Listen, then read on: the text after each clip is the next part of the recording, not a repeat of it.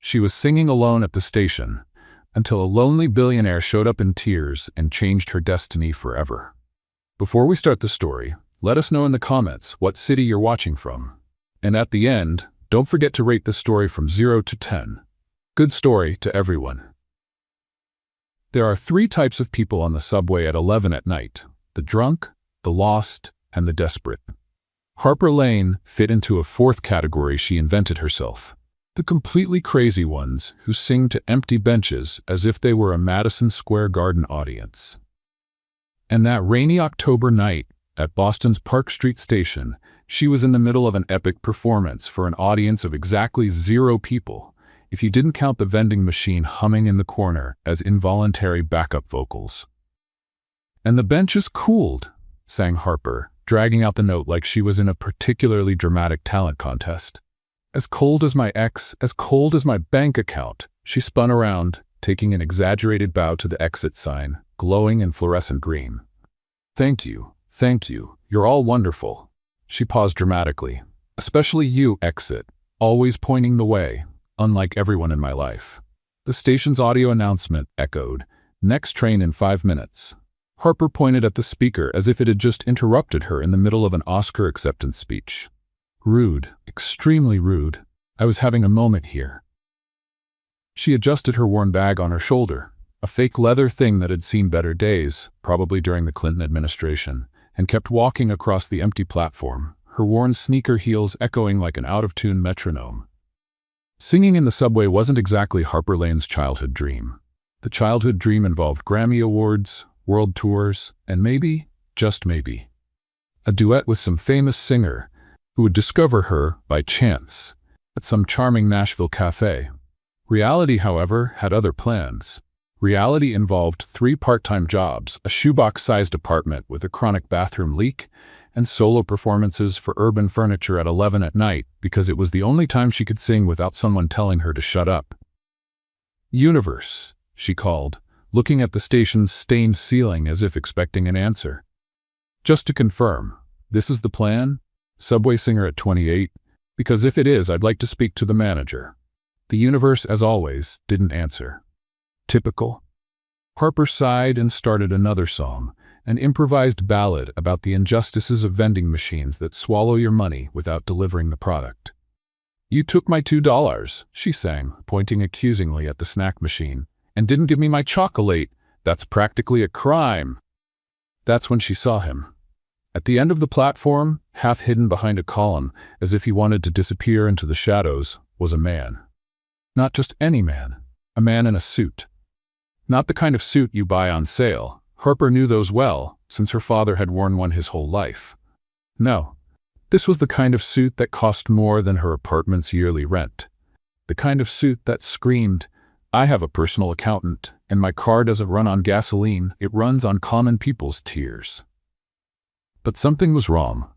The man in the $1 million suit was sitting on the station floor, on the dirty, sticky floor, probably contaminated with things Harper preferred not to think about. And he was crying. Not the discreet, elegant movie crying. Not that single photogenic tear that rolls down actors' faces when they win awards. This was real crying. The kind of weeping that comes from a place so deep it makes your whole body shake, that takes the air out of your lungs, that doesn't care about dignity or appearances. Harper's brain did what it always did in stressful situations. It went into musical breakdown mode. A man is crying at the end of the platform, her mind involuntarily hummed. "He looks very sad. Should I leave or should I stay?" "Stop singing in your head," she mumbled to herself. "This is serious. There's a man crying. Normal humans don't turn this into a musical." But her feet were already walking, because Harper Lane had many flaws. A list she kept mentally and updated regularly. But ignoring someone in pain wasn't one of them. Even if that someone was a complete stranger. Even if she was about to do something monumentally unexpected. "Hey," she said, stopping about 6 feet away from him. Safety distance. Far enough to step back if needed, close enough to be heard. Are you okay?" Obvious question. Clearly he wasn't okay. Nobody sits on the Boston subway floor at 11 at night crying because they're having the best day of their life. The man lifted his head, and Harper felt something strange happen in her chest. a kind of tightness she didn't expect. He was handsome, annoyingly handsome actually. The kind of face you see on business magazine covers, all defined jaw and eyes that probably cost fortunes in advertising campaigns. Dark hair, slightly messy, the only thing out of place in all that corporate perfection. But the eyes were devastated. Red, swollen, empty, in a way that made Harper completely forget the expensive suit and the watch that gleamed on his wrist. "Sorry," he said, his voice hoarse. He tried to get up, but his legs didn't seem to cooperate. I don't." No, stay there," Harper said quickly, and before she could stop herself, she sat on the floor next to him, on the dirty floor of the subway, with a stranger. "Harper Lane, you're unbelievable," she thought. "If your mother could see you now, she'd have a heart attack." "So," she began, because the silence was getting awkward, and Harper Lane couldn't stay quiet for more than 30 seconds without having an existential crisis. "You're crying at a level that's making me genuinely worried and a little uncomfortable, but I can stay here if it helps." The man blinked at her. Once, twice, and then out of nowhere he laughed. It wasn't a big laugh. It was small, broken, mixed with the tears still running down his face, but it was a laugh. The first in a long, long time, though Harper didn't know that yet. "You," he tried to speak, but the laugh came back, mixing with a sob in a way that was half unexpected and half adorable. "Do you always talk like this to strangers?" "Talk like what? With no filter and total disrespect for social conventions?" Harper pretended to think. "Yes, it's basically my trademark. Some people find it charming, most find it peculiar. My therapist calls it a creative defense mechanism, but I prefer personality." Another laugh, stronger this time. Harper searched through her bag, that same bag from the Clinton era, and pulled out a crumpled pack of tissues that had seen better days. "Here." She offered it to him. "They're not the best tissues in the world. Actually, I think I got them free at a gas station in Rhode Island in 2019. But they work. Probably." The man looked at the tissues like they were an alien object. "You're offering me gas station tissues?" "Hey, don't look down on gas station tissues. They've saved me from several existential crises." Harper shook the pack in his direction. "Come on, take them. Your face looks like a waterfall and it's giving me anxiety." He took the tissues, and for a moment they sat in silence. The man cleaning his face with gas station tissues from Rhode Island. Harper sitting next to him on the questionable subway floor, trying not to think about how many bacteria were probably colonizing her genes at that moment. "I heard you singing," he said finally, his voice still somewhat choked. "Before, the song about the cold bench?" Harper felt her face heat up. "Oh, you heard that. And the part about the vending machine stealing your money. Technically, it really did steal $2, which I don't have to spare. And you were talking to the exit sign. The exit is a great listener, never judges me." The man let out another laugh, this one lighter, almost surprised at itself. "You're completely crazy, you know that? I've been told it's part of my charm." Harper shrugged. "I've also been told I need professional help, but that's expensive, and my health plan is a bad joke." The announcement echoed again. "Next train in 2 minutes." "Is that you?" Harper asked. The man looked at the tracks, then at her, then at the crumpled tissues in his hand. "I don't know," he said, and there was something so genuinely lost in his voice that Harper felt her heart tighten again. "I don't know anymore where I should be going." Harper knew that tone. It was the tone of someone who had lost something important, something that doesn't come back. She didn't ask what. It wasn't her business. And even Harper, with all her history of saying inappropriate things at inappropriate times, knew that some wounds shouldn't be poked at by strangers on the subway. "You know," she said instead, looking at the empty platform, "when I don't know where to go, I sing. It's kind of silly, I know, but it helps. Like, my brain gets so busy trying to rhyme things that it forgets to freak out. You sing songs about cold benches and snack machines. Hey, art imitates life. And my life is basically a series of small tragedies involving urban furniture and money problems." The train appeared at the end of the tunnel, its headlights cutting through the darkness. The man stood up. He was a little unsteady, but on his feet. He handed the tissues back to Harper, still crumpled, now slightly damp. "You can keep them," she said, making a face. "Seriously, I insist." He almost smiled. Almost. Thank you, he said, and the word seemed loaded with more than just gratitude for gas station tissues. For this, whatever this was. It was an unlicensed therapy session on the subway. I charged $10 an hour, but since you're clearly having a rough day, this one was on the house. The train stopped. The doors opened.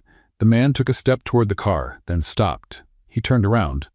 Do you sing here every night? Harper blinked, caught off guard by the question. Pretty much. When my life is particularly chaotic, which is like, always. He nodded, as if processing the information. He got on the train, the doors closed, and Harper stood on the platform, watching the car disappear into the tunnel, taking with it the man in the expensive suit and the devastated eyes. Universe, she said to the stained ceiling of the station. What was that, exactly? A sign? A test? An elaborate prank? Silence. You could at least try to be clearer once in a while. Just a suggestion. She picked up her bag from the floor, brushed the dust off her jeans, real dust, considering where she'd been sitting, and walked toward the exit. But before going up the stairs, she stopped. She looked back at the empty platform, at the spot where a stranger had cried and laughed on the same night. And without knowing exactly why, she started humming softly. There's a man who cries on the subway, and I don't know his name, no. The melody echoed through the empty station, rising up the stairs, getting lost in the rainy Boston night. Harper couldn't know, that she had just met Lucas Reed, the billionaire who had everything, except a reason to smile. Until that night, 24 hours. That's how long Harper Lane managed to go without returning to Park Street Station. A personal record for self-control, considering her brain hadn't stopped replaying the scene of the crying man since she got home the night before. She'd dreamed about expensive suits and silent tears. She'd woken up humming that improvised melody. She'd burned breakfast twice because she was distracted. This is pathetic, she muttered to the tiny bathroom mirror while brushing her teeth. You saw a guy crying on the subway. So what? People cry. It happens. Move on with your life. The mirror, wisely, didn't respond. But at 10:30 that night, there she was, going down the station stairs as if her legs had a mind of their own, the old guitar hanging on her back, her heart beating in a rhythm she refused to analyze. I just came to sing, she said out loud to no one. It's what I do, every night. It has nothing to do with him. The universe remained silent, probably laughing at her. The platform was almost empty.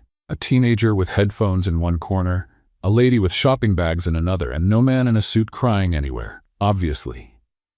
You're ridiculous, Harper said to herself, finding her favorite bench. What did you think? That he'd be here waiting for you? With flowers? A thank you sign for the gas station tissues? She took the guitar out of its case, tuned the strings, and started strumming some random melody. Universe, she called out, looking at the stained ceiling. Just for the record, was yesterday a sign? Because if it was, I need more context. Be clear. Use words. Draw pictures if you have to. The station's digital clock blinked, 10:47 p.m. That's not an answer. Harper pointed at the display with her free hand. Time doesn't mean anything. Unless… Wait, is 47 a significant number? Is it code for something? The teenager with headphones gave her a worried look. Harper waved cheerfully. Don't worry, I just talk to myself. It's therapeutic. And free, which is important when you have 3 jobs and no decent health insurance. The kid moved to a different bench. Understandable. Harper turned her attention back to the guitar, letting her fingers find a melancholy melody. That's when she felt it. That feeling of being watched. She looked up, and there he was. Lucas, if that was really his name, standing at the end of the platform. Same perfect suit, same stiff posture, but this time he wasn't crying. He was just standing there, looking at her like he wasn't sure whether he should come closer or run away. Harper's heart jumped in a way she pretended not to notice. Oh, she said, her fingers stopping on the strings. You. Brilliant. Shakespearean. She should write screenplays with this talent for dialogue. Lucas took a hesitant step toward her. Then another. You said you sang here every night, he said, his voice less hoarse than yesterday, but still carrying an invisible weight. I didn't know if… He stopped, didn't finish the sentence. If I'd be here? Harper completed. Well, technically I lied. It's not every night. Sometimes it's every other day. Depends on the emotional chaos level of the week. And this week? High level. I met a mysterious stranger crying in the subway. Very disturbing to my already questionable mental balance. The corner of his mouth lifted. It wasn't quite a smile, but it was something. He moved closer, stopping a few steps from the bench. "May I?" he asked, pointing to the space next to her. "It's a public bench. Technically anyone can." Lucas sat down. This time not on the floor, which Harper considered significant progress. The silence between them stretched. Harper, because she was physically unable to leave silences alone, broke first. "So you came back?" "I came back." "Why?" Lucas looked at the empty tracks, his jaw tense. "I don't know," he admitted. "I just needed to." "Needed what?" "I don't know that either." "Okay, that's tremendously vague. Are you always this mysterious, or is it just with me?" "Always," he said, and there was a shadow of humor in his voice. "It's part of the charm." "Charm is debatable. Mystery is confirmed." He almost laughed. Almost. "How are you?" she asked, her voice softer. "Really?" Lucas was quiet for so long that Harper thought he wasn't going to answer. He started, then stopped, took a deep breath. "I'm trying to exist, one day at a time." The raw honesty of those words made something tighten in Harper's chest. "I understand," she said quietly. "More than you know." He turned his head, meeting her eyes. "Do you sing to exist?" "I sing so I don't go crazy," Harper corrected, which now that I'm saying it out loud, sounds more concerning than it did in my head. "Sing for me?" The request came out almost as a whisper. "Again?" Harper felt her face warm. Her fingers found the guitar strings by instinct, and then she sang. "There's a man of so much silence that words run away from him like that. He carries a weight I don't see, but I feel it when he looks at me, and the train goes away, taking secrets that he'll never tell. But I stay here, singing softly, waiting for him to come back, who hurt you so deeply that even crying became loneliness. Let me be just a moment of peace in the middle of the darkness, and the train goes away, taking secrets that he'll never tell. But I stay here, singing softly, waiting for him to come back." The last note floated through the empty station air, echoing between the tiled walls. Silence. Harper raised her eyes, hesitant. Lucas was motionless, completely motionless. His eyes fixed on her with an expression she couldn't figure out, his mouth slightly open, his hands gripping the suit fabric over his knees. "Your voice," he began, his own voice failing. He swallowed hard. "Tried again." "Your voice is—" He didn't finish. He didn't need to, because his eyes said everything. They shone under the fluorescent light, not with tears this time, but with something like reverence, as if Harper had just shown him something sacred. "It's the most beautiful thing I've ever heard," he said finally, the words coming out broken, "in my entire life." Harper felt her heart stop for a second. The warning beep broke the moment. Next train in 1 minute. Lucas got up slowly, as if each movement cost him effort. "Tomorrow?" he asked, his voice hoarse again. "Will you be here?"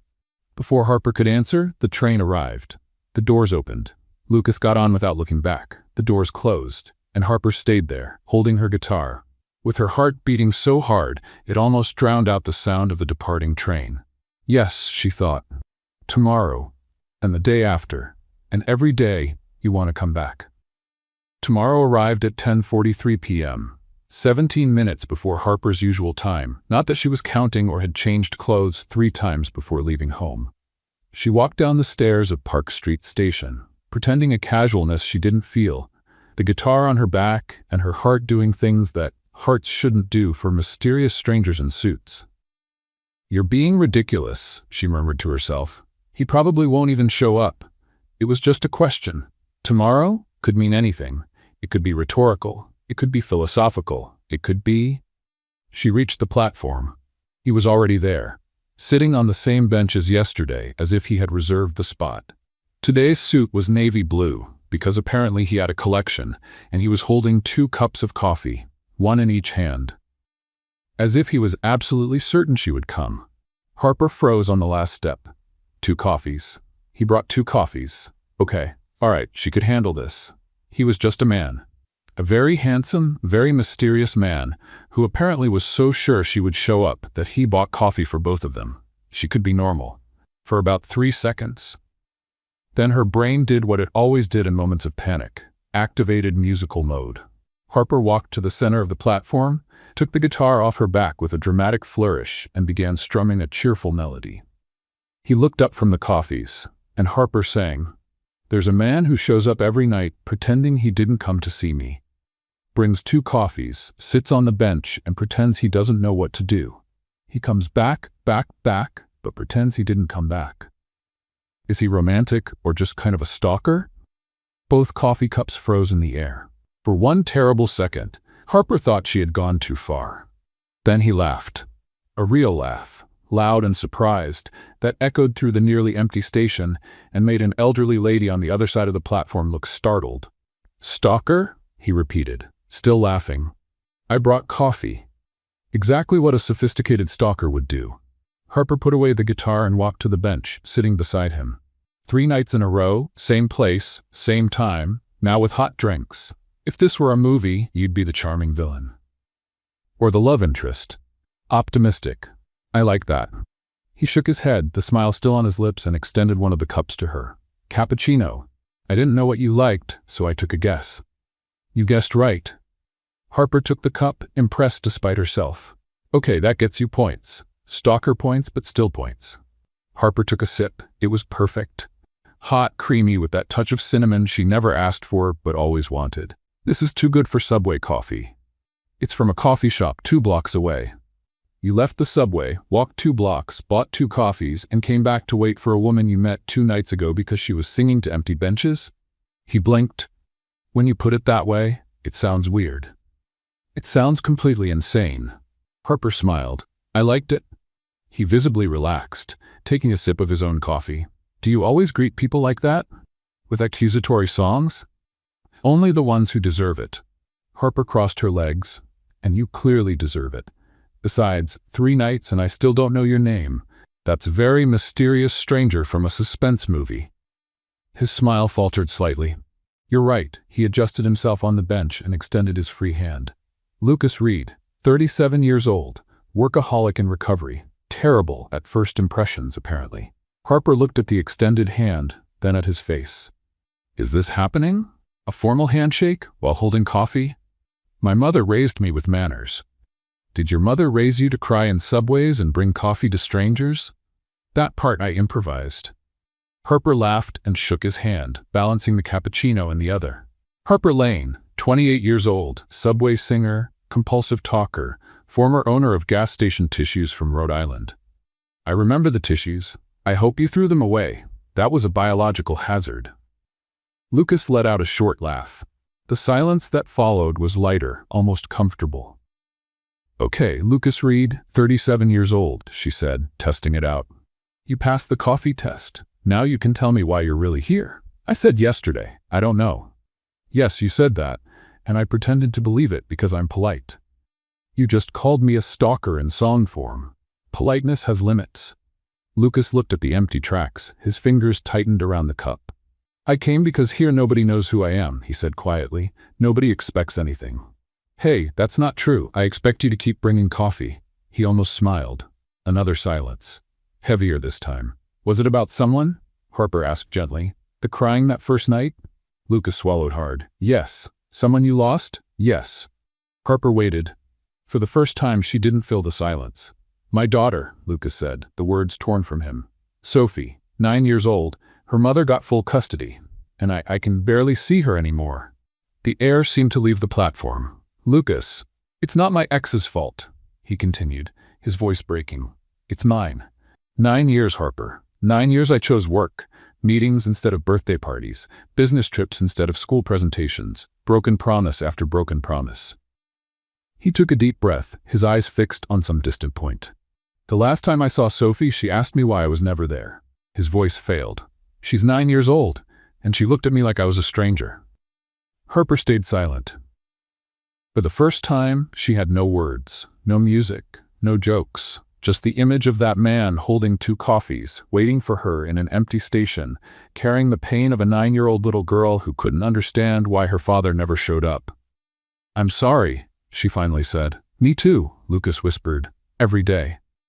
The sound warning echoed. "Next train in 2 minutes." Neither of them moved. Harper reached out and touched his arm.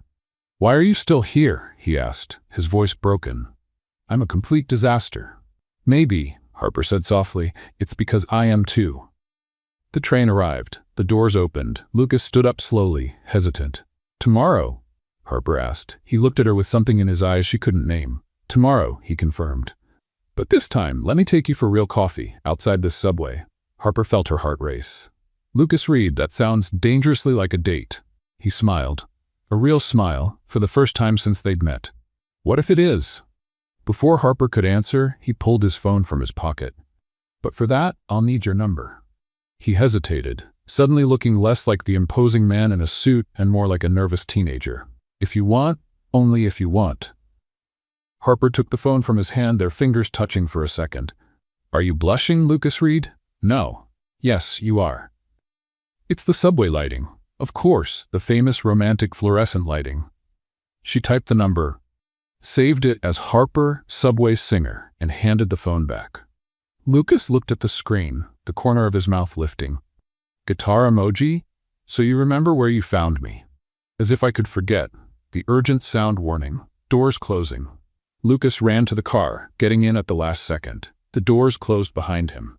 Through the glass, Harper saw him look at his phone, then at her, smiling like he just won the lottery. The train left, and Harper stood there, holding a cold cappuccino and a guitar, with her heart beating so hard it was probably violating some law of physics. Her phone vibrated. A message from an unknown number. Tomorrow at 7, there's a coffee shop on Newbury Street that makes the best cappuccino in Boston. I promise not to cry this time, Lucas. Harper laughed alone on the empty platform and replied, A promise is a debt, Lucas Reed. Harper changed clothes 7 times. 7, she counted. The bedroom floor looked like a fashion battlefield. Rejected jeans, discarded blouses, a dress she didn't even remember having, and that definitely didn't fit anymore. All this for coffee. Simple coffee. Her phone vibrated at 6:15. Can I pick you up? Send me the address. Lucas. Harper looked at the message, then at the apartment, then at the message again. The apartment that had a bathroom leak, a window that didn't close properly, and decorations she lovingly called permanent broke college student style. The kitchen sink still had dishes from 2 days ago. The rug had a coffee stain she disguised with a strategically positioned book.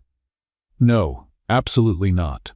Not under torture. No need. Send me the address and I'll meet you there. The response came in seconds. Are you sure? It's no problem at all. Absolutely sure. I'm an independent woman. I know how to take the subway. It's literally how we met. Fairpoint, Cafe Aurora, 247 Newbury Street. See you at 7? I'll be there. Harper put down her phone and faced the mirror. Okay, she said to her reflection. You can do this. It's just coffee. Coffee with a handsome, mysterious man who cries on subways and has a 9-year-old daughter. Simple, normal, completely under control. The reflection didn't look convinced. You're talking to the mirror again, she mumbled. This is healthy. Totally healthy. At 6:52, Harper got off at Newbury Street Station, feeling like she was going to have a breakdown. She had chosen dark jeans, a green blouse that brought out her eyes, according to a 2019 magazine, and the only heeled shoes she owned, which were already destroying her feet since the first block. Why didn't you wear sneakers? She muttered while limping down the sidewalk. You're a subway singer, not a runway model. Nobody forced you to wear heels. You did this to yourself. Congratulations on the terrible decision. Aurora Cafe appeared around the corner. Charming, cozy, with little tables on the sidewalk and that kind of golden lighting that made everyone look beautiful and interesting. And there was Lucas, sitting at a table near the window, without a suit for the first time. He wore a light blue shirt with sleeves rolled up to his elbows and looked human, less like the mysterious billionaire from the subway and more like a regular guy waiting for a date. He saw her through the window and waved. Harper waved back and tripped on the entrance step. It wasn't a discreet stumble. It was the kind of stumble that involves arms spinning like an out-of-control windmill, a panic exclamation that sounded suspiciously like "Ka!" and desperately grabbing onto the glass door to keep from falling face first on the floor. A lady having tea at the front table choked on her cookie. A waiter almost dropped a tray. Lucas got up so fast that his chair scraped against the floor with an embarrassing noise. I'm fine, Harper announced to the entire cafe, her face catching fire as if it had been dipped in lava. Everything's under control. The step attacked me by surprise, but I won. Victory by points. She straightened her posture, adjusted her purse that had ended up somewhere near her ear, and walked to Lucas's table with all the dignity she could muster, which wasn't much. "Hi," she said, sitting in the chair across from him. So, triumphant entrance. Impressed? Lucas was clearly fighting not to laugh. The corner of his mouth twitched. His eyes sparkled. "Very," he managed to say. "It was unforgettable. I practice every morning, how to make embarrassing entrances in public places. I'm already a black belt, almost coral belt." He finally laughed, a real laugh that relaxed the tension in his shoulders. "Are you really okay?" "Physically? Yes. The step didn't cause permanent damage. Emotionally?" She sighed dramatically. "I'm going to need a few years of therapy to get over this. Maybe a decade." A waiter appeared, and Harper ordered a cappuccino, trying to sound sophisticated and cosmopolitan. She succeeded for approximately 3 seconds. Then she tried to grab the sugar bowl with elegant casualness and spilled half the contents on the table. White grains scattered like a small snowstorm over the pristine tablecloth. That was on purpose," Harper said, trying to gather the sugar with her hands while making an even bigger mess. "It's tradition. In some cultures, spilling sugar brings luck, lots of luck, tons of luck." "In which cultures exactly?" "In the culture I just invented right now at this exact moment." Lucas grabbed napkins and helped clean up, his eyes shining with amusement. "Are you always like this?" "Like what? Clumsy? Chaotic? A walking danger to society in environments containing steps, sugar bowls, or any object that can be dropped, tripped over, or destroyed?" "Charming," he said simply. Harper froze in the middle of the sugar cleanup operation. Was that a pickup line? It was an observation. It sounded like a pickup line. "Do you want it to have been?" Harper opened her mouth, closed it, opened it again. She looked like a very confused fish. "I'm going to need more coffee before answering that. Much more coffee, maybe a gallon." The cappuccino arrived without incidents, a miracle considering the track record of the last 5 minutes, and they drank in a silence that was surprisingly comfortable for 2 people who had known each other for less than a week. "Can I ask you something?" Harper said finally. "You're going to ask regardless of my answer, aren't you?" "Probably, definitely, but it's polite to pretend I'm asking permission first." Lucas smiled. "Ask away." "That first night on the subway, you were destroyed, completely devastated." She hesitated. "What happened, really?" His smile slowly disappeared, not from anger, but from something heavier. Older. "Catherine, my ex, asked for a divorce 2 years ago," he began slowly, his fingers rotating the coffee cup. "I deserved it. Every paper she signed, every document in the process, I deserved all of it." Harper stayed silent, just listening. "Since then, I've been trying to reconnect with Sophie. Weekend visits when I can manage, phone calls when I remember." He let out a bitter laugh. "But I always mess up. There's always an urgent meeting, a last-minute trip, an emergency that only I can solve. There's always something more important than my 9-year-old daughter." "And that night?" Harper asked softly. "The night we met?" Lucas took a deep breath, the kind of breath a person takes before jumping off a cliff. "Sophie had a presentation at school, a theater play. She'd been rehearsing for months." His voice trembled. "She made me promise 3 times that I'd be there. 3 times, Harper. I looked into my daughter's eyes and promised." The silence between them felt heavy as lead. "I was on my way when my partner called. Crisis at the company, investors threatening to pull out, numbers crashing." He closed his eyes. "I told myself it would be quick, that I had time to handle it and still make it for the end of the play, that this time would be different." But it wasn't. When I got to the school, the auditorium was empty. Chairs stacked up, lights off, everyone had gone home. Lucas swallowed hard. I had missed everything, again. Harper felt her heart tighten. "I went to Catherine's house, thought I could apologize, explain, beg for forgiveness one more time." A tear rolled down his face, which he quickly wiped away with the back of his hand. Sophie answered the door. She was still wearing her costume from the play. A princess. My daughter was dressed as a princess, and I didn't even see it. "Lucas."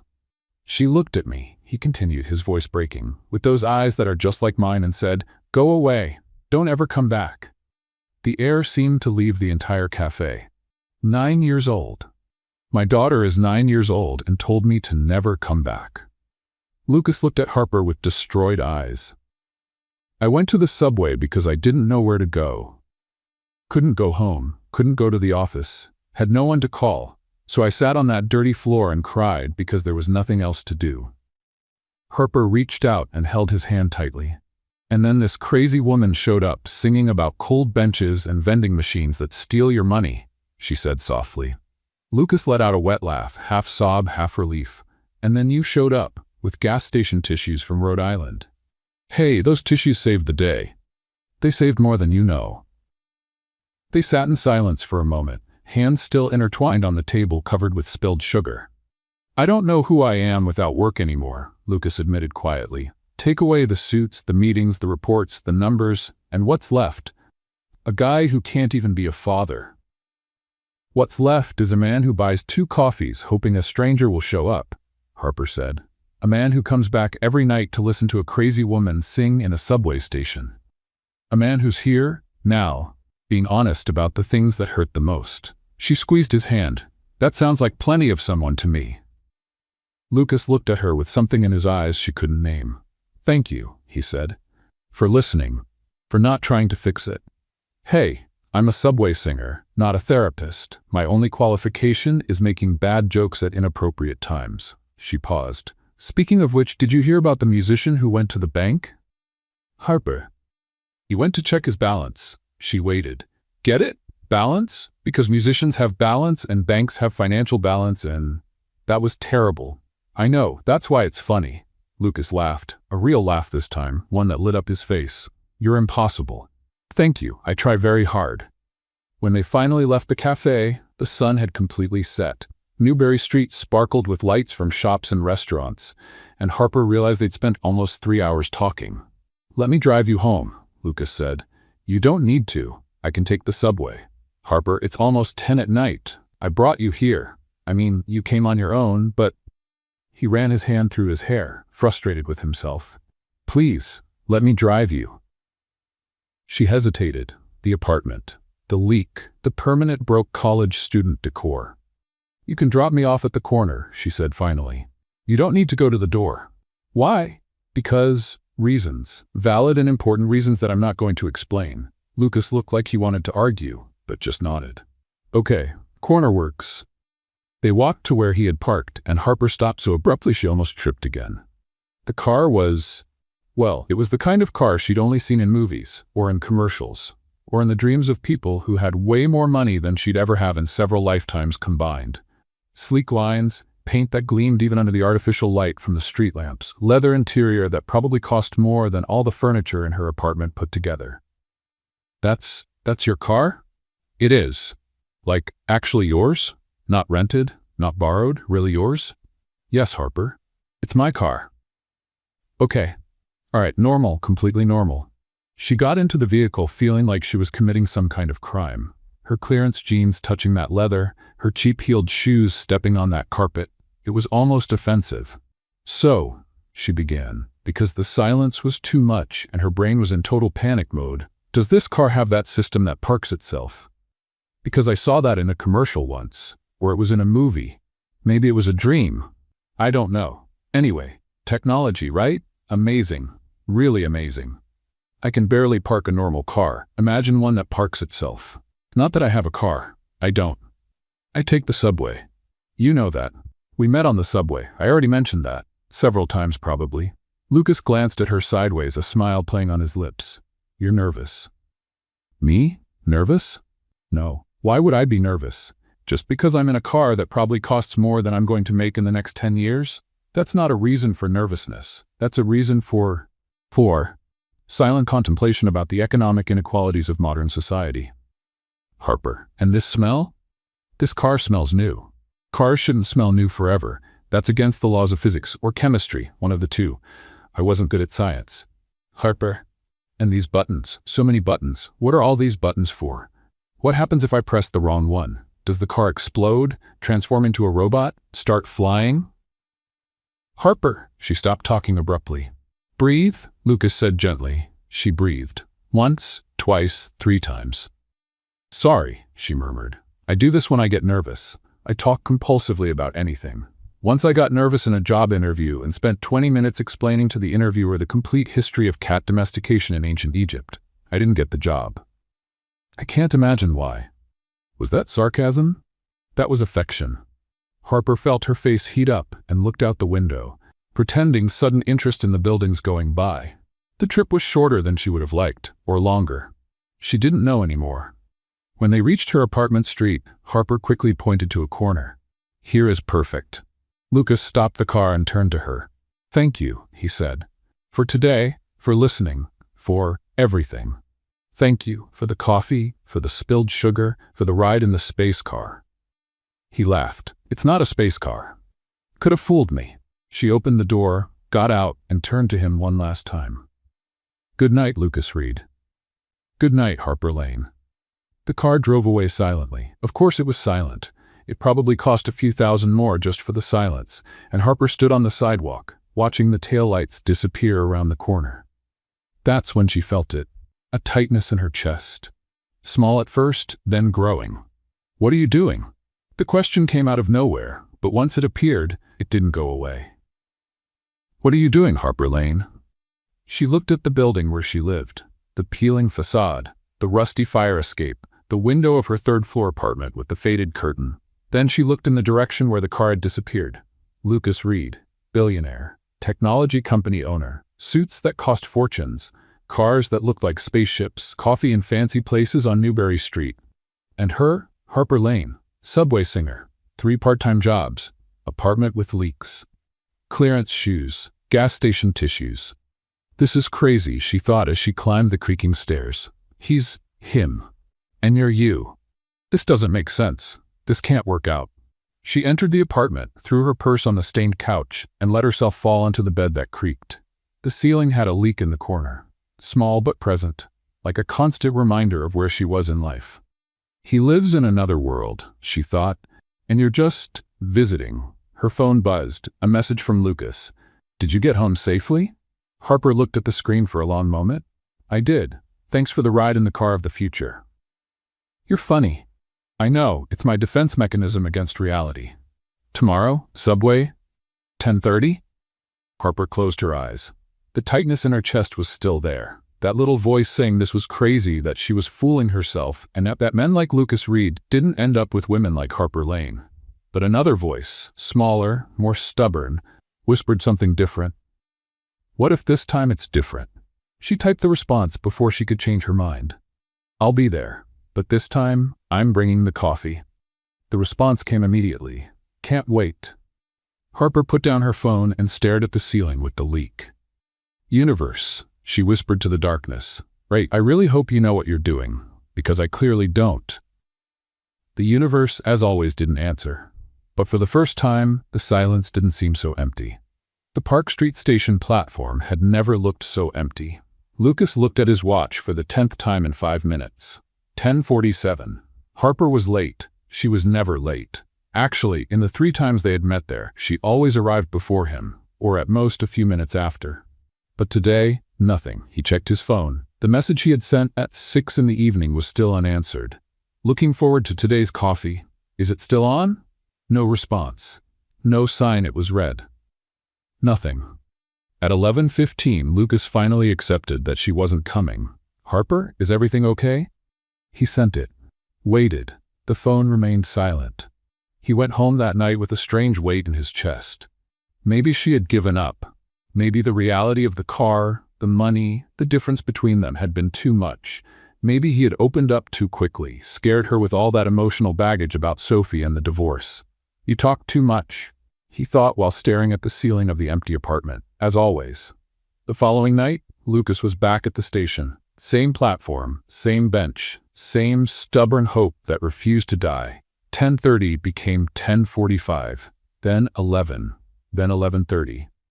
Harper didn't show up. He sent another message. Hey, I'm worried. Just tell me if you're okay.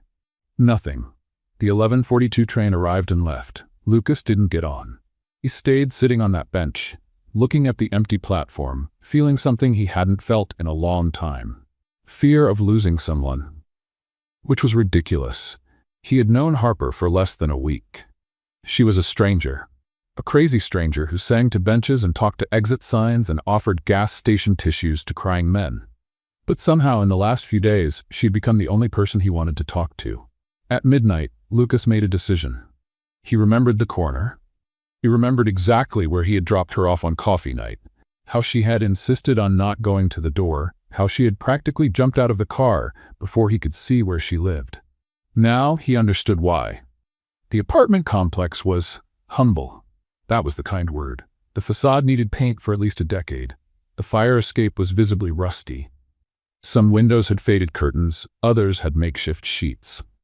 Lucas parked his car, his ridiculously expensive car that suddenly seemed obscenely inappropriate on that street, and walked to the building entrance. There was no doorman, just a row of buzzers with names scribbled on yellowed labels. He looked for Lane or Harper and found nothing. The building door opened and a short lady in a flowered robe and bunny slippers appeared carrying a trash bag. "Excuse me," Lucas said, trying not to look like a criminal. "I'm looking for a friend. Harper Lane? Does she live here?" The lady examined him from head to toe. The suit, the car parked on the street, the shoes that probably cost more than her rent. "Are you a debt collector?" she asked suspiciously. "No, ma'am. I'm a friend." "Friend?" She didn't seem convinced. "Harper doesn't usually have friends in suits." "I came straight from work," Lucas lied. It was midnight. Nobody worked in a suit at midnight. Well, he did, but that wasn't the point. The lady kept staring at him for a long moment. Then she sighed. "Third floor. Apartment 3B. She pointed to the stairs. "The elevator hasn't worked since 2019. "Thank you." "If you hurt that girl," the lady added as he passed by, "I know where you live, or at least I know what your car looks like." Lucas waved and went up the stairs. First floor, smell of food mixed with cleaning products. Second floor, a loud television in some apartment. Third floor, narrow hallways, dim lighting, apartment 3B. He stopped in front of the door, took a deep breath, and rang the bell. Silence. He rang again. Shuffling steps from the other side. Slow, heavy. The door opened a crack, still with the security chain. And there was Harper. But not the Harper he knew. Not the Harper with electric energy, quick jokes, and improvised songs. This Harper was pale, sunken eyes with deep dark circles, hair tied in a messy bun, wearing a huge faded sweatshirt that said Boston University, clearly bought at a thrift store, judging by the state of the letters. "Lucas?" Her voice came out hoarse, weak. "What are you?" She stopped, her eyes widened. She looked back at the apartment, then at him. No. She tried to close the door. "You can't be here. How did you—" "The lady with the bunny slippers," Lucas said quickly. "Harper, I was worried. You didn't answer my messages. You didn't show up at the subway. I thought that I had turned you down?" She laughed, but the laughter turned into a cough, an ugly, deep cough that made her double over. "I wish, believe me, it would have been much more dignified than this." She gestured vaguely at herself, at the apartment behind her. "You're sick," Lucas said, the obvious finally clicking. 10 points for observation. Another cough. "I've been like this since yesterday morning. Probably caught something on the subway. Ironic, right?" "Why didn't you tell me?" Harper stared at him like he had asked why water was wet. "Because— Look at this, Lucas." She opened the door wider, revealing the apartment behind her. It was small. Very small. A living room that was also a kitchen, with a couch that clearly served as a bed sometimes, walls that needed painting, a window with the faded curtain he had seen from the street, piles of sheet music and notebooks on every available surface. "This is my world," Harper said, her voice small. "Welcome." Lucas looked at the apartment, then at her. "Can I come in?" he asked. Harper blinked. "You want to come in? Here?" "No, I want to stand in the hallway all night." He almost smiled. "Yes, Harper, I want to come in, if you'll let me." She stood there for a moment, clearly processing. Then, slowly, she took off the chain and opened the door. "I really must have a high fever," she muttered as he entered.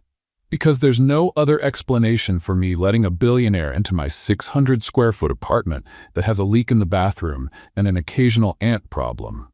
600 square feet is a respectable size. For a hamster, maybe." Lucas looked around. He saw the sheet music, the notebooks full of song lyrics, an old guitar leaning in the corner, not the same one she took to the subway. "You have 2 guitars?" That one's broken. Can't bring myself to throw it away. Emotional attachment. Harper threw herself on the couch, pulling a blanket around her. Okay, you've seen it. The glamour's over. You can leave now and pretend this never happened. Lucas sat on the edge of the couch. Do you have medicine? He asked. What? Medicine. For fever, for cough, something. Harper stared at him like he was speaking another language. I have tea, I think? Maybe. You're sick and you don't have medicine? Medicine is expensive, Lucas. Tea works. Something in Lucas's chest tightened in a way he didn't expect. Where's the nearest pharmacy? You're not going to. Harper. He looked her in the eyes. Where's the pharmacy? She held his gaze for a moment, then sighed, defeated. 2 blocks, right, then left. But Lucas, he was already standing up. I'll be back in 10 minutes. Don't leave the couch. I wouldn't leave this couch if the building caught fire. Lucas stopped at the door and turned around. And Harper? What? I don't care about the size of your apartment, or the leak, or the ants. He looked at her with an intensity that made her hold her breath. I care about you, okay? Before she could answer, he left. Harper stared at the closed door, the blanket pressed against her chest, her heart beating in a way that definitely wasn't just the fever. Universe, she whispered to the empty apartment, what exactly is happening here? The universe, for the first time, seemed to be smiling. Lucas came back carrying enough bags to stock a small hospital. Harper, still wrapped in the blanket on the couch, watched him enter balancing 4 plastic pharmacy bags and a different package. Elegant, with a golden logo she recognized from a downtown restaurant that charged $40 for an appetizer. What? Shh, Lucas said simply, setting everything down on the coffee table. But shh, Lucas, He stopped, looked at her with those brown eyes, and said with unshakable calm, Harper, I'm going to take care of you now, okay? She opened her mouth to protest, closed it, opened it again. Okay, she whispered, surprising herself, satisfied, and got to work. First, the medicines. He organized everything on the table like a general preparing battle strategy. Cough syrup here, cold medicine there, vitamin C on the side, throat drops in a row. Then, the food. He opened the package from the fancy restaurant and an incredible aroma filled the tiny apartment. That's, Harper sniffed the air, chicken soup from Le Petit Chateau. Lucas, that's a restaurant that. Shh, eating, not talking. He served the soup in a bowl he found in the cabinet, the only one that wasn't chipped, and brought it to her with a spoon and a paper napkin. Harper tasted it and almost cried. It was the best chicken soup she had ever eaten in her life. Rich, flavorful, with generous pieces of shredded chicken and vegetables that melted in her mouth. Nothing like the instant soup she survived on when she got sick. This is, she tried to speak with her mouth full. Good? Illegal. This should be illegal. Nobody should be allowed to make soup this good. Lucas smiled, that small smile she was starting to love, and sat beside her on the couch. Eat it all. Yes, sir. And then, medicine. You're bossy when you want to be, you know that? I run a company with 300 employees. And now you're running a sick woman in a 600-square-foot apartment. Significant promotion. Harper laughed. The laugh turned into a cough. Lucas was already there with a glass of water before she could ask. She drank the water, finished the soup, and let him give her the cough syrup with the precision of a professional nurse. Have you done this before? She asked while swallowing the bitter medicine. Take care of someone sick? Yeah. Lucas was quiet for a moment. Sophie, he said finally.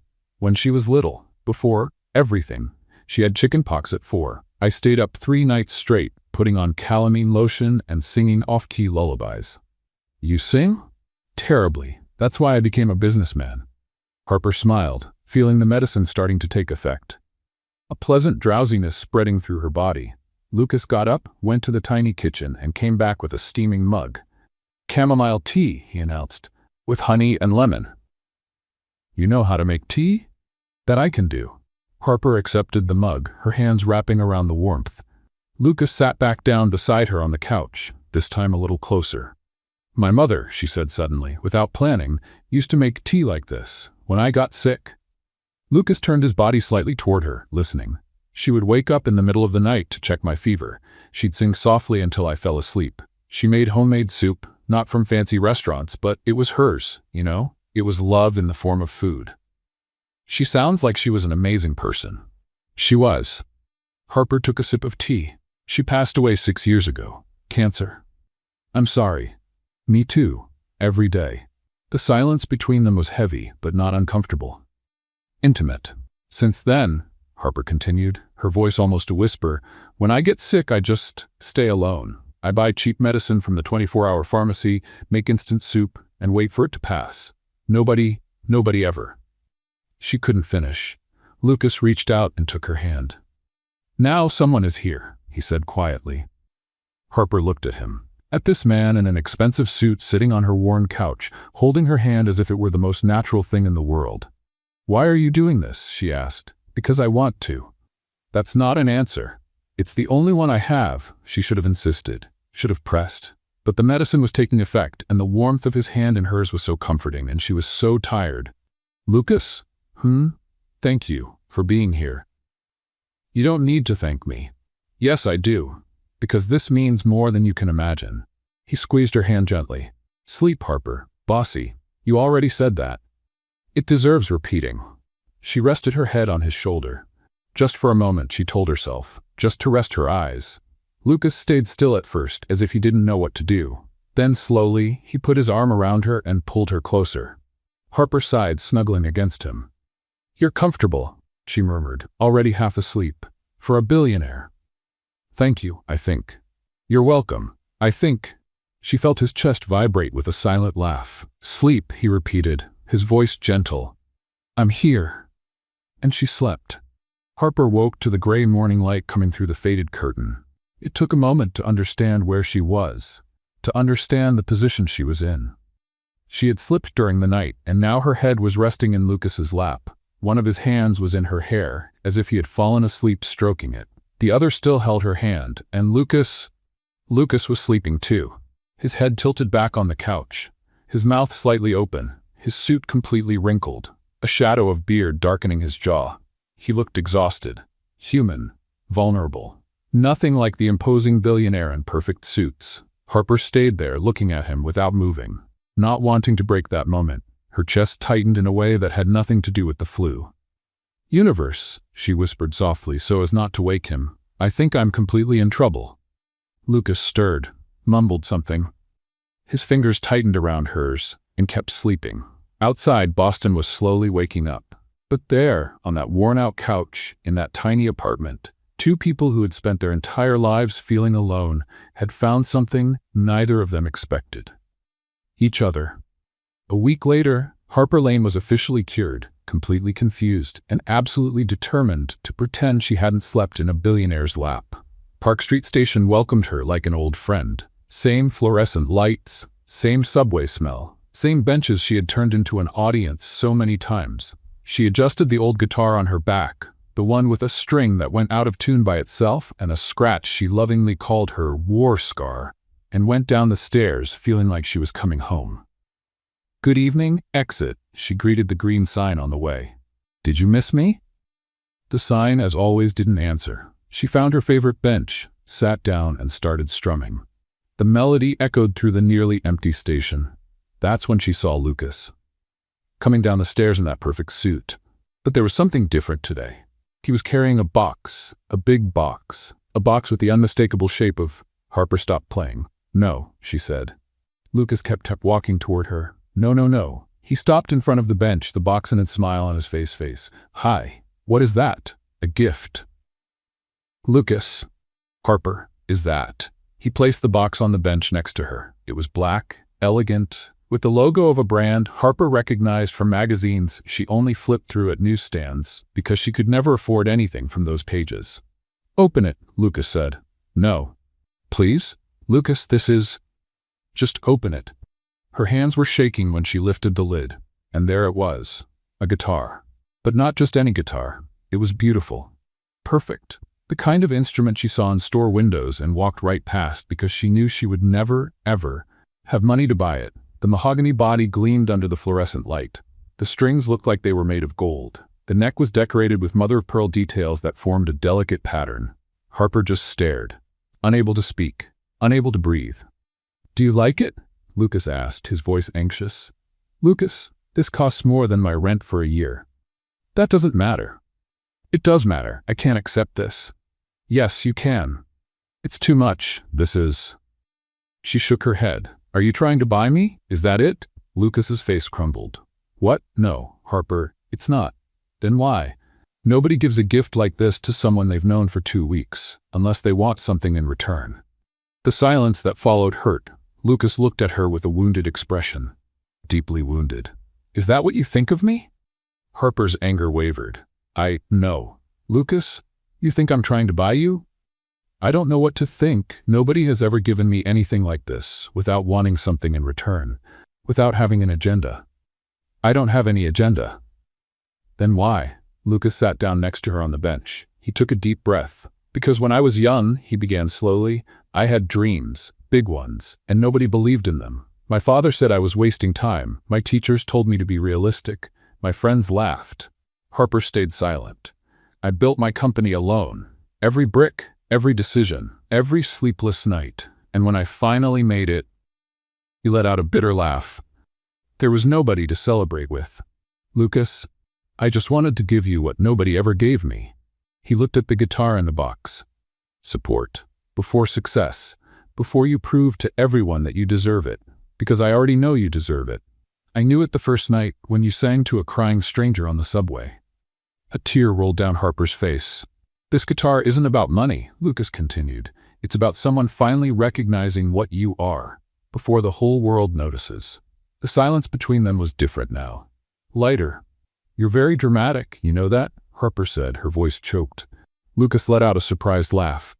Says the woman who talks to exit signs. Hey, Exit is a great listener. I'm sure she is. Harper looked at the guitar again, her fingers itching to play. At least try it, Lucas asked. If you don't like it, I'll return it. Promise. You're not going to return it. No, probably not. But at least try it. She hesitated, looked at him, at this man who had slept on her couch holding her hand, who had bought medicine and soup from a fancy restaurant, who was there, looking at her with such genuine hope it hurt. Okay, she sighed, but just trying. With reverence, Harper took the guitar from the box. It was lighter than she expected. Perfect in her hands, as if it had been custom-made. She ran her fingers across the strings. The sound that came out was indescribable, crystal clear, pure, each note resonating with a clarity she had never heard from the old guitar. Wow, she whispered. Good? Lucas, this is... She played a chord, then another. This is unbelievable. Without thinking, without planning, her fingers began to find a melody. Not a song she knew, something new.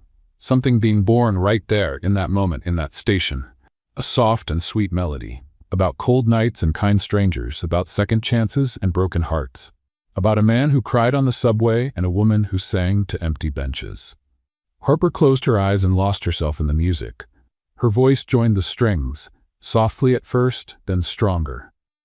The words came on their own, improvised, true.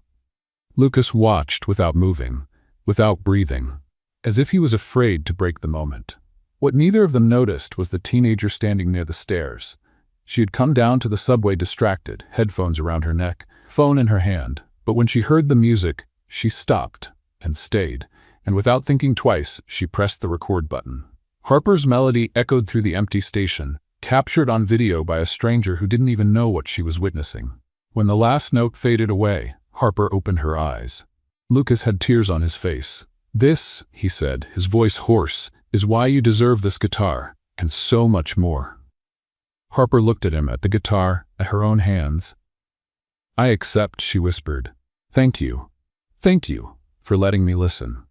The teenager put away her phone and went down to the train, smiling, not knowing she had just recorded something that would change Harper Lane's life forever. But that, neither of them knew yet. That night, at Park Street Station, there were only the two of them. A song, and a gift that couldn't be put into words. Harper's phone started buzzing at 6 in the morning and didn't stop. At first, she ignored it. She stuck her head under the pillow and mumbled something about civilized hours and people who text at dawn deserve jail. By 7, the pillow wasn't enough anymore. By 8, she was ready to throw the phone out the window. By 9, she finally looked at the screen. 47 messages, 23 missed calls, 15 notifications from an app she didn't even remember having, and one name that kept appearing, Lucas. Harper, did you see? Wake up. Seriously, wake up. You need to see this. I'm coming over. Her heart raced. Fingers trembling, she opened the browser and typed her own name, and froze. There, on the cracked screen of her cheap phone, was her. Singing, at the subway station. The video had been posted less than 12 hours ago, and already had. She blinked, thinking she was reading wrong. 2 million views? No, she whispered. No. The doorbell rang. Harper dragged herself to the door still in pajamas, an old sweatshirt with a hole in the sleeve and flannel pants with little dog prints, and opened without checking who it was. Lucas was there, without a suit for the first time, jeans and a simple t-shirt, hair messy as if he had rushed out of the house. You saw it, he said. It wasn't a question. I saw it. Can I come in? She stepped aside, letting him pass. Her legs felt like jelly. How did this happen? Her voice came out strange, high-pitched. How? Who? I didn't. Sit down, Lucas said gently, guiding her to the couch. Breathe. Breathe, right? Breathing is good. People breathe. I'm a person. I should breathe. Harper. 2 million, Lucas. 2 million. That's more people than the population of I don't know geography, but that's a lot of people. He sat next to her and took the phone from her trembling hands. Let's look together, okay? No. Harper? I don't want to see. The comments are good. The comments are always good at first. Then come the others. The ones who say you're ugly, that your voice is bad, that you should quit, that... Harper. Lucas held her hands. Look at me. She looked. His eyes were calm. Anchors in the middle of the storm. Let's read together, he said. If it gets bad, we'll stop. She swallowed hard, nodded. Lucas scrolled to the comments and began reading out loud.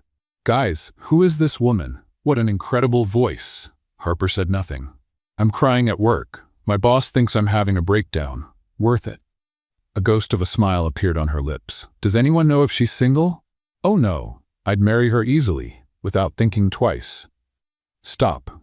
Is the guy in the suit in the background the boyfriend? Lucky girl, you can see the way he looks at her. Harper covered her face with her hands. This is embarrassing. This is lovely. Lucas. What? People are in love with you. People are crazy. He kept scrolling. Can anyone identify the station? I want to go there every day now. Lucas paused. Okay, this is a little concerning. A little.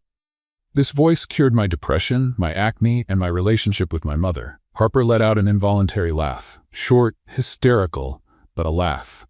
This isn't real, she said. This is some kind of dream or nightmare. I haven't decided which yet. Lucas put his phone aside and turned to her. Why are you so scared? The question caught her off guard. I'm not. You are. You're shaking. He squeezed her hands. What happened, Harper? Why does this scare you so much? The silence stretched. Harper looked at the floor, at the ceiling, anywhere but at him. I've been through this before, she said finally, her voice small. What do you mean? Years ago, I was 22. I was discovered at a bar by a producer. He said I had talent, that he was going to make me a star. She let out a bitter laugh. I was young. I believed him. Lucas waited about in silence. I signed a contract without reading it properly. I recorded an EP. He changed everything. My songs, my voice, my image, said it was for my own good, that I needed to be more commercial. Her voice trembled. When I tried to refuse, he destroyed me. Spread word that I was difficult to work with, closed doors before I knew they existed. Harper, I lost everything, Lucas. My songs, my confidence, my desire to sing. A tear rolled down her face. I spent 2 years unable to pick up a guitar. 2 years thinking I was the problem. Lucas was silent for a long moment. Then very slowly, he pulled her close and hugged her. This isn't going to happen again, he said softly against her hair. You can't promise that.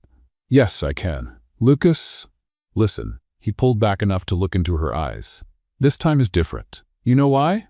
Why? Because this time you're not alone. Harper felt her chest tighten. You don't have to sign anything, Lucas continued. You don't have to change anything. If you want to ignore all this and keep singing just in the subway, I'll be there listening, every night. What if I want more? Then I'll be by your side every step of the way. Reading every contract, scaring off every weird producer, being extremely annoying and protective. You're already extremely annoying. I know, it's part of my charm. Harper laughed. A wet, shaky laugh, but real. I'm scared, she admitted. I know. What if it goes wrong again? What if it goes right? The silence between them was different now, lighter. The phone buzzed again. Another notification, another comment, another person discovering Harper Lane. But this time she didn't feel only fear. She felt something she hadn't felt in a long time. Hope. Lucas? Thank you for being here. Always. He held her hand tightly, and together they faced the bright screen of the phone, and everything that would come after. On the other side of town, a 9-year-old girl named Sophie was in her room, watching the same video for the 10th time, and recognizing her father in the background of the image, smiling in a way she had never seen. Sophie Reed was 9 years old, had an iPad with a cracked screen, and an impressive ability to wake up before everyone else on Saturday. It was 7 in the morning. Her mother was still sleeping. The house was quiet, and Sophie was lying in bed, scrolling through social media like any kid her age would do, even though it was technically forbidden before breakfast. The video appeared out of nowhere. "Mysterious singer goes viral in Boston subway," read the caption. 5 million views, trending #1. Sophie almost scrolled right past it. Almost. But something in the preview frame caught her attention. A figure in the corner. A dark suit, a familiar face. She pressed play. The music began. A woman with messy hair sitting on a subway bench playing guitar. The voice was beautiful. Even Sophie, with her 9 years of musical wisdom based mainly on animated movie soundtracks, could recognize that. But it wasn't the woman Sophie was looking at. It was the man sitting next to her. Her father. Sophie paused the video. Zoomed in. The face pixelated a bit, but it was him. Definitely him. And he was smiling. She rewound the video, watched again, and once more. It wasn't the corporate photo smile she knew. It wasn't the polite smile he used at events. It wasn't even the tired smile he sometimes gave her between one work call and another. It was a real smile. The kind that lights up your whole face. The kind that reaches your eyes. Sophie had never seen her father smile like that.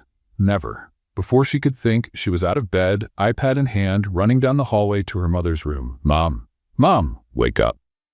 Catherine Reed, ex-Reed, technically, 2 years ago, sat up in bed startled. Sophie? What's wrong? What time is it? 7. Look at this. Sophie jumped on the bed and shoved the iPad in front of her mother's face. Look. Honey, it's Saturday morning. Why are you awake so early? Mom, focus. Look. Catherine, still half groggy, grabbed her glasses from the nightstand and looked at the screen. She frowned. What is this? A viral video. Look in the corner, next to the woman. Catherine looked, squinted her eyes, and then widened them. Is that Lucas? Yes. On the subway? Yes. Smiling? Sophie played the video again. Not just smiling, Mom. Look at his face. Look at the way he's looking at her.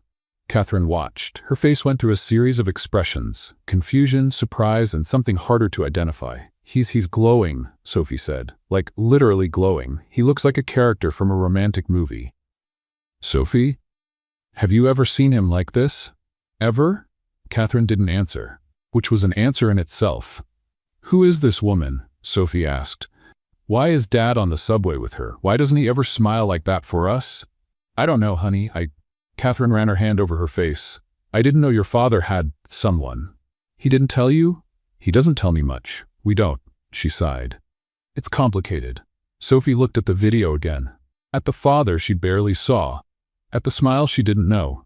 She's pretty, she said quietly. The woman, and she sings well.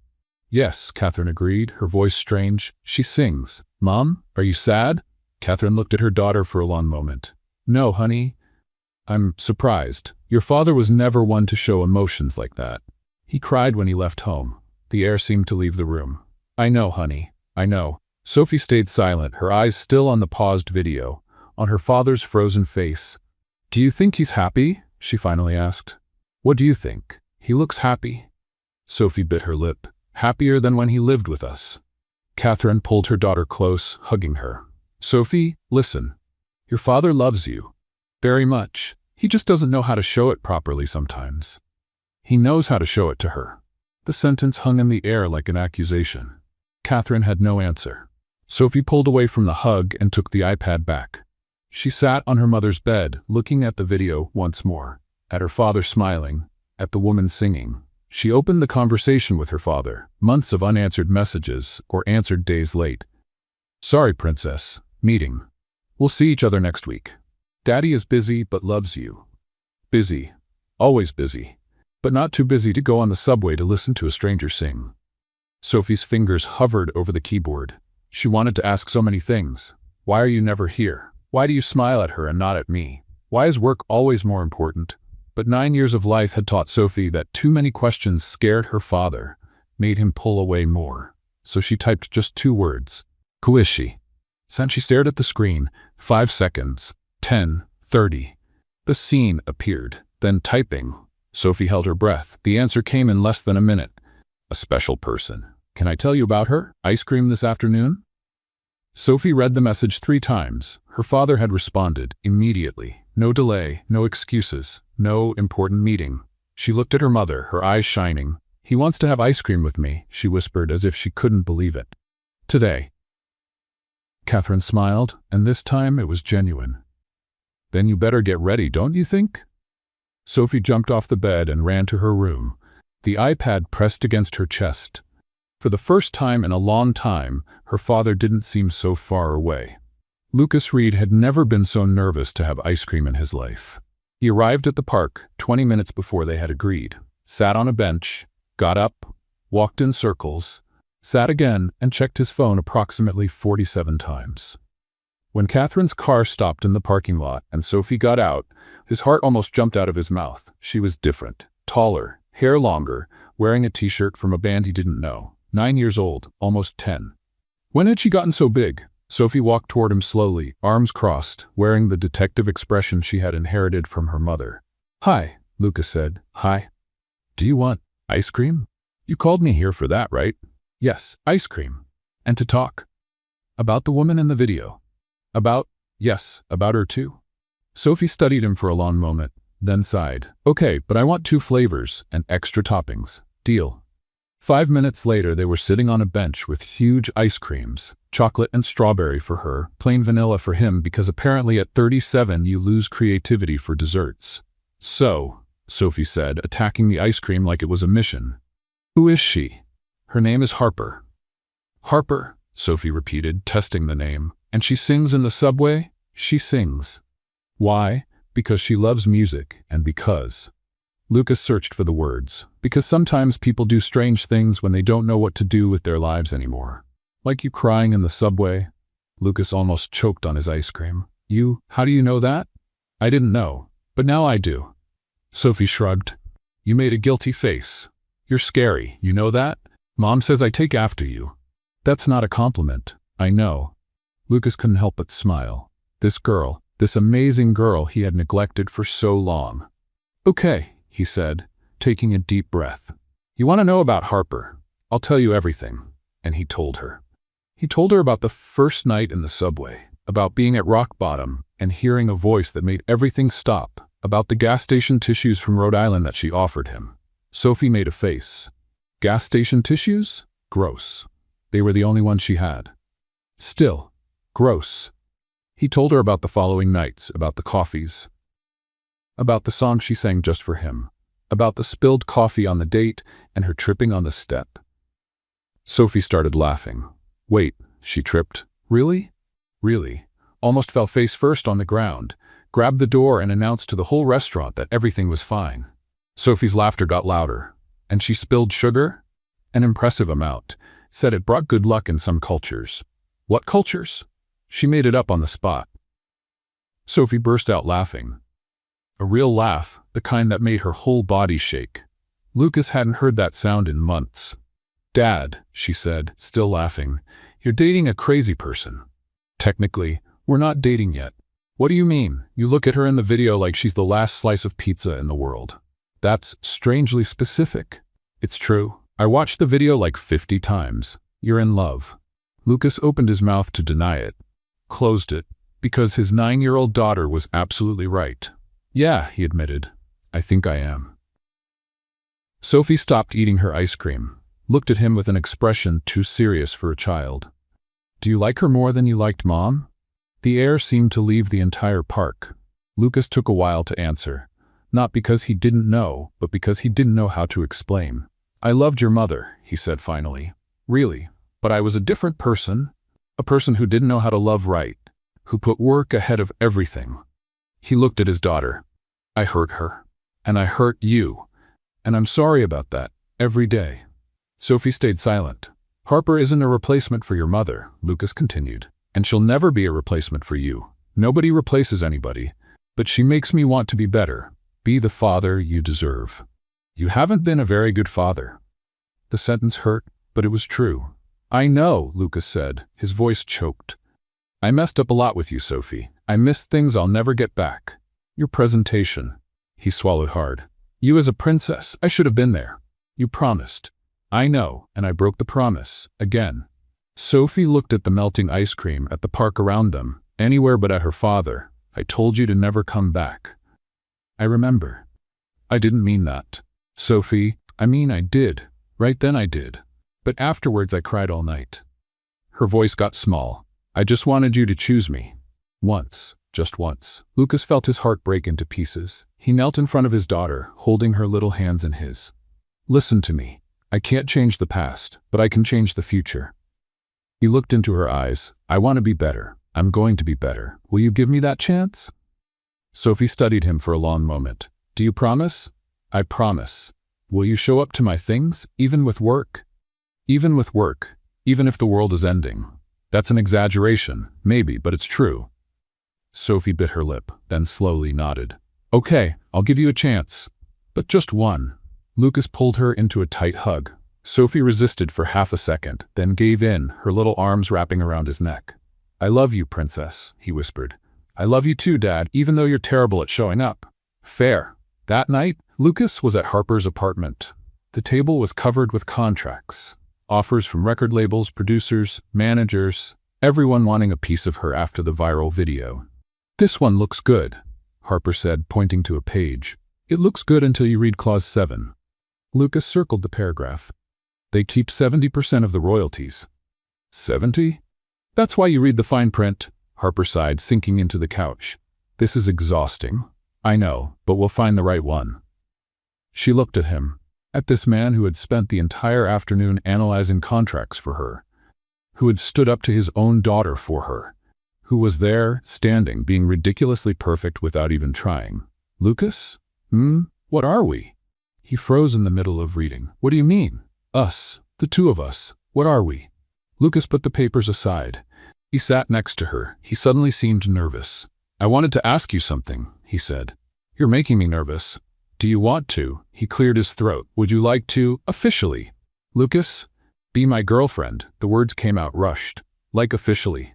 With a title and commitment and all that stuff normal people do. Harper blinked. Are you asking me to be your girlfriend?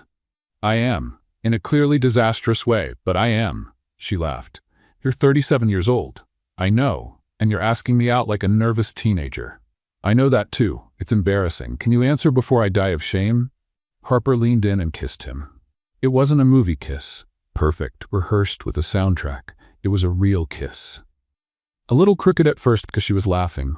Gentle. Sweet. Tasting of cold coffee and promises.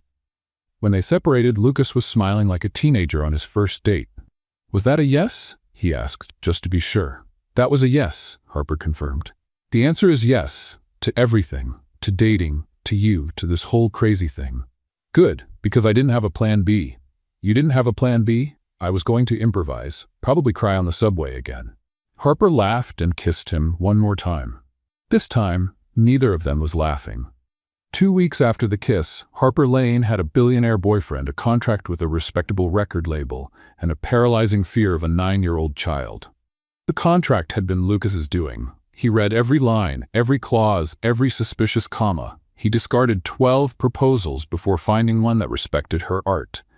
An independent label, no tricks, no killer fine print, no attempts to turn her into a product. Are you sure? Harper had asked before signing. Absolutely, Lucas replied. This is the right one. And it was. But now she faced a much bigger challenge than any contract, the first official lunch with Sophie. The elevator to Lucas's apartment seemed to rise in slow motion. Harper checked her reflection in the mirrored doors for the 10th time. You look fine, Lucas said, holding her hand. I'm having a silent, nervous breakdown, but thanks. She's going to love you. She's 9 years old. 9-year-olds are unpredictable. They're like little lawyers without social filters. The doors opened. Lucas's apartment was exactly what Harper expected and feared at the same time. Huge, spotless, with a view of Boston that probably cost more than everything she owned. And there, sitting on the giant couch, was Sophie. The girl studied her like a scientist studying a new specimen. Eyes narrowed, analytical expression, clearly inherited from her father. "Hi," Harper said, trying to sound casual and failing miserably. "You must be Sophie. I'm Harper. Nice to meet you. Your dad talked a lot about you. Good things, only good things. Not that there are bad things to say, obviously. You seem great. I like your hair. Is it natural?" "Of course it's natural. You're 9 years old. Why wouldn't it be natural?" "Does she always talk like this?" Sophie asked her father. "When she's nervous? Yes. She's nervous because of me?" "Apparently." Sophie turned her gaze back to Harper, a tiny smile appearing. "Cool." Harper didn't know if that was good or terrifying. Lunch was in the dining room, a room that Harper was sure was bigger than her entire apartment. The food was delicious, prepared by someone who clearly knew what they were doing, unlike Lucas and his epic battle against instant soup. Harper tried to eat elegantly. She almost knocked over her water glass, twice. "So," Sophie said in the middle of the main course, "you sing in the subway."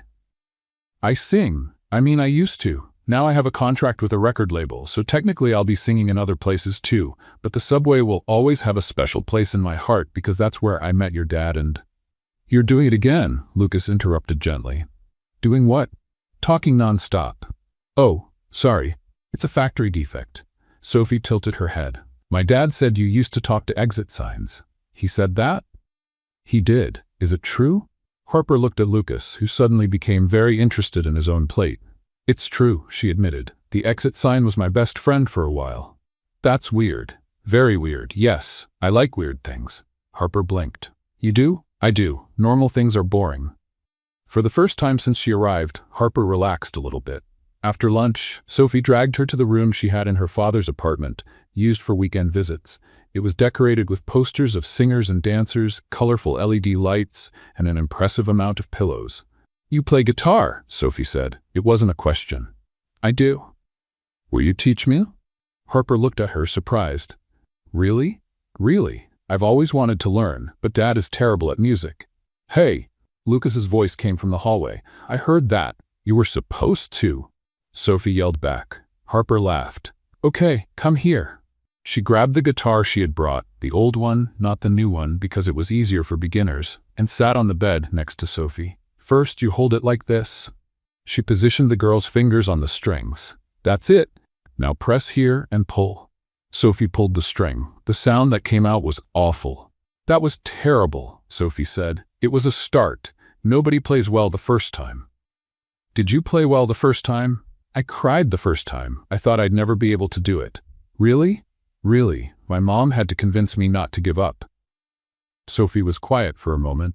"Your mom plays too?" "She used to. She passed away a few years ago." "Oh," Sophie looked down. "I'm sorry." "It's okay. She taught me everything I know. Every time I play, it's like she's still here." Sophie nodded, processing. "That's beautiful," she said finally. "Sad, but beautiful. Most important things are like that." They practiced some more. Sophie was determined, didn't give up easily, even when her fingers hurt. After half an hour, she managed to play a chord that sounded almost right. "I did it," she celebrated. "You did. First of many." Sophie smiled, a real smile without reservations. "Harper? Can I show you something? But you can't tell my dad." "Your secret is safe." Sophie grabbed the tablet and showed a series of videos. Her dancing. In the bedroom, in the living room, anywhere. Elaborate choreographies, full of energy. "Sophie," Harper's eyes widened. "You're incredible." "You think so?" "I'm sure of it. Why do you hide this?" "Because—" Sophie bit her lip. "What if I'm not good enough?" Harper knew that fear, intimately. "Listen," she said, holding the girl's hands. "You'll never know if you're good enough if you don't try. And even if you're not perfect, that's okay. Perfect is boring. Weird is much better." Sophie laughed. "You're cool." "Thank you. You are too." "Can I ask you something?" "Sure." Sophie's eyes became serious. "Are you going to leave when you get tired of my dad?" The air seemed to leave the room. "Why do you ask that?" "Because people leave. Always. Dad left. Mom says adults complicate everything, and I? Her voice became small. I don't want to like you if you're going to disappear later. Harper felt her heart break. Sophie, look at me. She waited until the girl raised her eyes. I'm not going to promise that I know the future. Nobody does, but I can promise that, as long as I'm with your father, I'll be here, for both of you. Okay? Sophie nodded slowly. Okay. Lucas appeared at the door, watching the two of them. He didn't say anything. He didn't need to. Harper looked at him, at Sophie beside her, at this huge apartment that suddenly didn't seem so intimidating. So this is it, she thought. This is what I've been missing all this time. Harper? Sophie called. Yes? I have a dance presentation at school next month. She hesitated. Do you want to come? Harper smiled. I wouldn't miss it for the world. Sophie smiled back. And Lucas, standing at the door, felt something he hadn't felt in years. Family. 3 months later, Harper Lane was surrounded by cardboard boxes and tears. The tiny apartment seemed even smaller now, with everything packed. Every corner held a memory. The stain on the carpet where she spilled coffee celebrating her first show, the window where she used to sit to compose, the couch where Lucas slept holding her hand, and there, at the back of the closet, the old guitar. Broken, impossible to play, impossible to throw away. Harper held it against her chest and cried. That's how Lucas found her. He didn't say anything, didn't ask if everything was okay. Clearly it wasn't. He just sat next to her on the floor, pulled her close, and let her cry. I know it's just an apartment, Harper sniffled, but it was mine, my first place alone. My mother never saw it, but I always imagined her here. It's not just an apartment, Lucas said softly. It's your story. What if I don't fit into your world? Then we'll build a new world, together. The doorbell rang. Lucas went to answer it and came back with the lady in bunny slippers, Mrs. Martha, as Harper had learned over these months.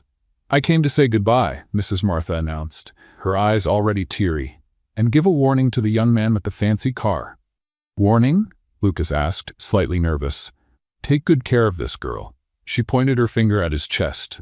She's special. If you hurt her, I'll find out. I have connections. Connections?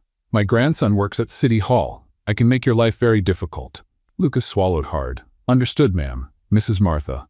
Understood, Mrs. Martha. Harper laughed through her tears. The move was chaotic. Harper insisted on helping carry boxes and almost fell down the stairs 3 times. On the 3rd time, Lucas simply banned her from going near any steps. I can carry things. You almost died just now. That's an exaggeration. You're hanging from the handrail.